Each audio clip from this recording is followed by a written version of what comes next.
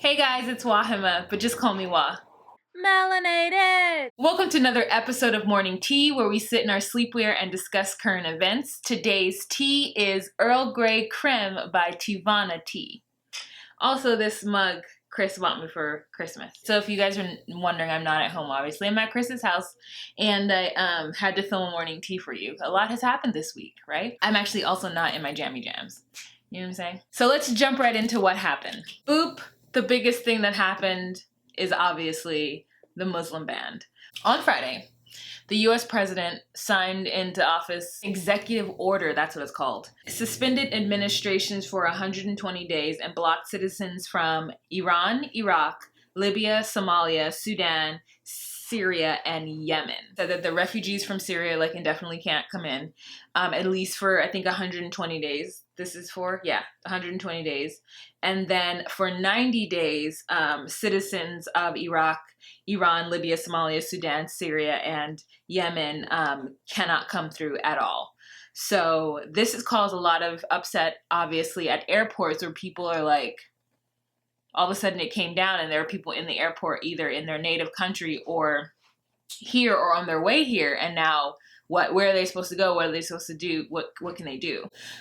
So I think it kind of goes, I think there was a little bit of an amendment made for people who have a green card, but no visas are going to be made, and all the foreign ambassadors know this. They're going to stop any sort of immigration process they had started with anyone is going to stop. That is hundreds of people, you guys. That's hundreds of lives. He's just put at a halt for no reason. No reason that if you're one of those people out there who really feel like the jihad is coming and it's coming to your little town in Texas, or it's coming to your little, I think I should be more worried living in a major metropolitan city. I'm not worried, but I'm not judging you if you are worried. If you are worried, that's on you, 100%. Your fears are very valid, especially those of you who were in New York City during 9/11. Girl, the PTSD, I have met people that, yes, you're allowed to feel that way. I personally don't feel that way, so signing an executive order is a little extra for me. So a judge in Brooklyn and a judge in New Jersey had to come through and sort of make quick decisions for those people who are stuck in airports.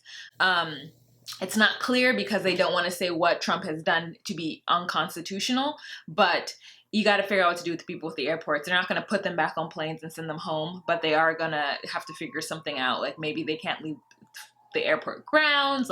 Who knows what can happen? It's just a clusterfuck. And right now there are people down there at LAX protesting. There are people who are protesting in JFK. And speaking of protests, so cabbies of New York City, and I would dare say many cabbies of New York City are of the Muslim faith.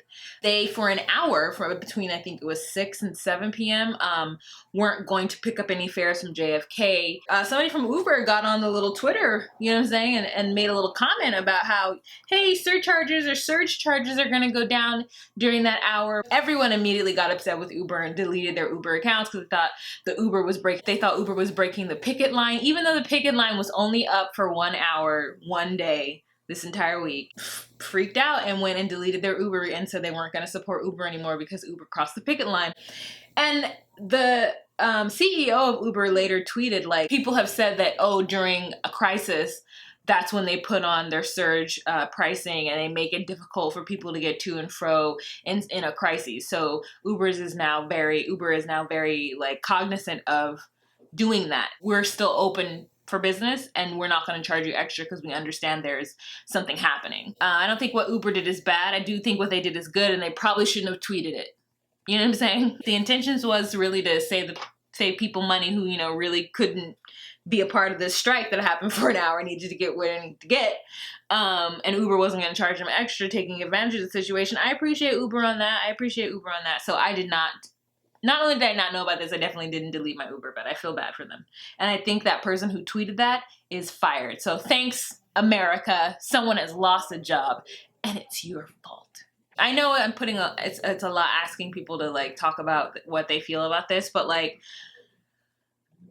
don't have a fear of Muslims because I know that it's not the Muslim faith. I know plenty of Muslim people, and I don't feel that any of the equation of tyrannical or terrorists, yes, Yes, there have been like obvious terrorists who have been Muslim, but that doesn't mean a whole religion needs to be judged based on that, because Christians have had their terrorists too, right? Something fun and interesting that I was made privy to is that apparently Paris Jackson, Michael Jackson's child that he bought from some woman. Wendy Williams, I guess, is the person who dropped the news that Paris Jackson thought she was black or thinks she's black. And I find it hilarious because, you know what, if she thinks she's black, if her daddy told her that she was black, I can't fault her. Rachel Dolezal will always be the funniest joke anyone can ever tell me. I will always laugh. I think it's so hilarious. But I don't know what Paris's life has been like. You know what I'm saying? Her father happened to be one of the most popular celebrities of all time, and he happened to be black. So she did grow up with black people. So I don't know what it's like. Apparently she's having some sort of battle with Wendy Williams on Twitter, which is like, girl, live your life. They were trying to come for the sisters, you know what I'm saying? So, oh my god, you guys, I'm so sorry. Somebody gave a suggestion for me, and I don't know where they gave me this suggestion, so I can't find the comment.